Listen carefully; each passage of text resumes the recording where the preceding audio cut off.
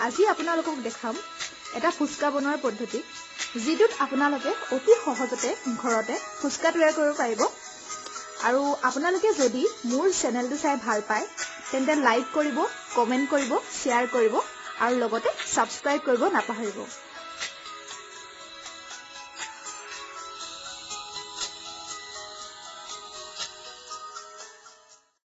পানীপুৰি তৈয়াৰ কৰিবৰ কাৰণে প্ৰথমতে আমি 2 কাপ সুজি লম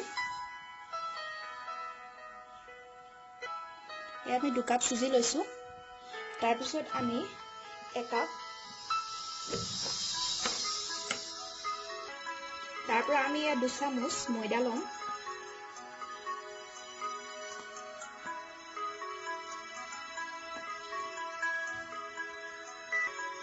তাৰ পৰা আমি 1 চামুচ আটা লম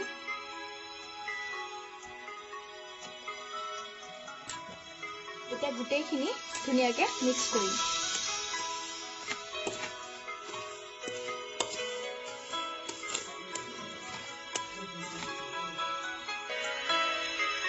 ইয়া এনেদৰে ভালদৰে হানি মিক্স হোৱাৰ পিছত তাৰ পিছত ইয়াত আমি অলপমান পানী দিম এনেদৰে আমি অলপমান পানী দি গুটেইখিনি আমি ভালদৰে মিহলাম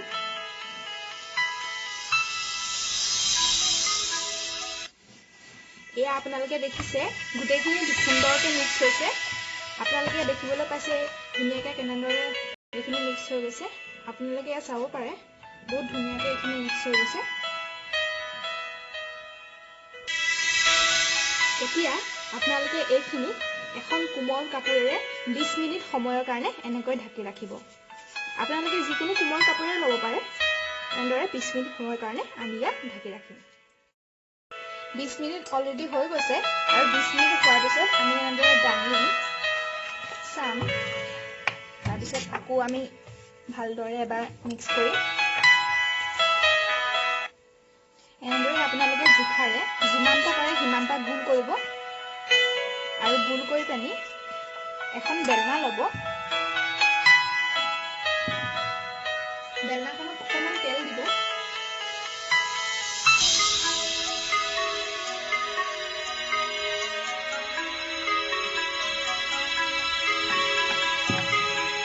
আৰু এনেদৰে ৰুটিকেইটা পাতলা পাতলাকৈ বেলিব চাব যাতে ৰুটিকেইটা পাতল হয়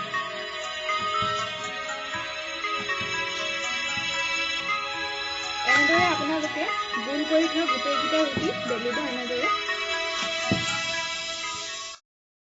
এনেদৰে আপোনালোকে যিকোনো গোল বস্তুৰ সহায়ত এনেদৰে সৰুকৈ কাটিব এনেদৰে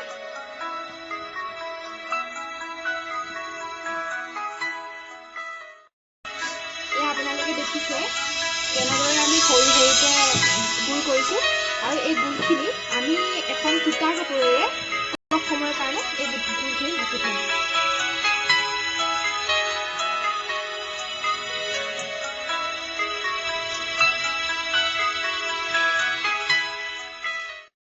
এতিয়া আমি এখন কেৰাহীত ৰিফাইন তেল অলপ দি দিম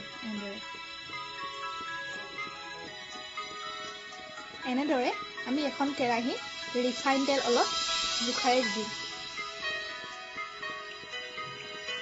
অলপমান সৰহকৈ দিব যাতে ৰুটিখিনি ফুলাত ভাল হয়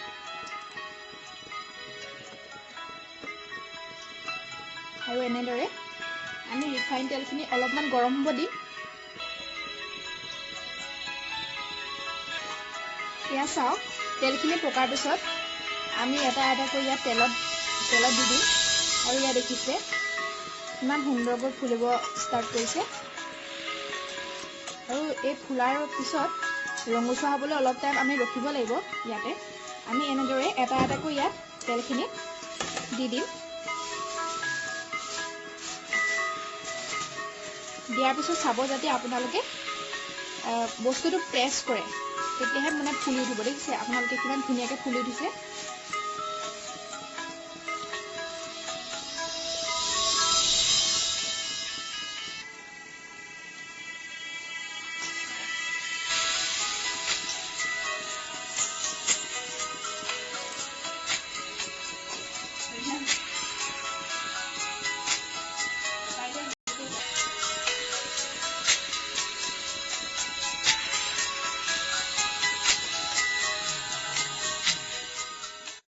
এনেদৰে ফুচকাখিনি বনাই হোৱাৰ পিছত এটা পলিথিন বেগত ফুচকাখিনি ভৰাই থ'ব যাতে ফুচকাখিনি সেমেকি নাযায়। প্ৰথমতে আমি আলুখিনি প্ৰথমতে এটা কুকাৰত বইল কৰিলোঁ। বইল কৰাৰ পিছত এই আলুখিনি এটা বাচনত ভৰাই এনেকৈ সুন্দৰকৈ পিটিকিব। ভালদৰে ধুনীয়াকৈ মিহল কৰিব গোটেইখিনি।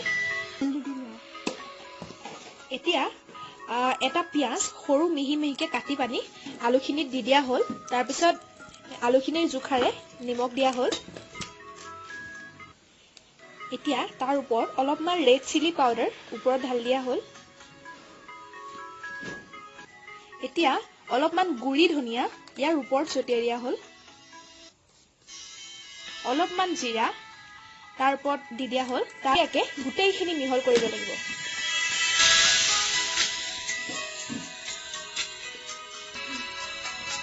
এতিয়া আলুখিনি তৈয়াৰ হৈ গৈছে আৰু আমাৰ এয়া ফুচকা ৰেডি হৈ গৈছে। আপোনালোকে চাব পাৰে এয়া ৰেডি হৈ গৈছে। আমি এটা পলিথিন বেগত ৰাখি থৈছোঁ আৰু এয়া আলুখিনি ৰেডি হৈ গৈছে। এতিয়া ফুচকাৰ লগত খোৱা জুচখিনি আপোনালোকে নিজেই ঘৰতে তৈয়াৰ কৰিব পাৰে বা আপোনালোকে পদুনা দি তৈয়াৰ কৰিব পাৰে বা আপোনালোকে যিকোনো টেঙা দি তৈয়াৰ কৰিব পাৰে। আৰু আপোনালোকে তাত জিৰা ধনিয়া মিহল কৰি নিমখ মিহল কৰি আপোনালোকে ফুচকাৰ লগত খাব পাৰে।